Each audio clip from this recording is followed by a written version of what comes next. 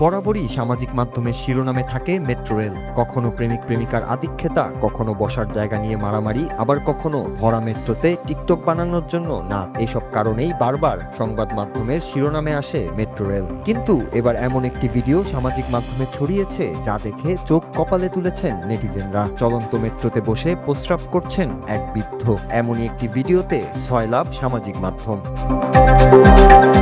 Viral হওয়া সে ভিডিওতে দেখা যায় এক বৃদ্ধ মেট্রোর ভেতরে 2 কামরার সংযোগস্থলে বসে প্রস্রাব করছেন, যেন সেটাই কোনো টয়লেট। তার পরনে খাটো ধুতি এবং হাফহাতা পাঞ্জাবি। ওই জায়গায় বসে হঠাৎই প্রস্রাব করা শুরু করেন তিনি। তাকে দেখে হতবাক হয়ে যান যাত্রীরা। তার ওই কাণ্ড ক্যামেরাবন্দি করেন অন্য আরেক যাত্রী, যা সামাজিক মাধ্যমে প্রকাশ করলেই নিমিষেই তা ভাইরাল হয়ে যায়।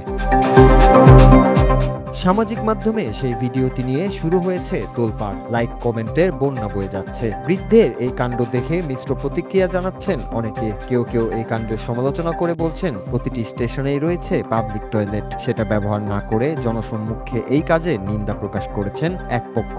অপর পক্ষ বৃদ্ধের বয়স বিবেচনায় রেখে বলছেন, বয়স্ক হওয়ার কারণেই সে কাজটি করেছে।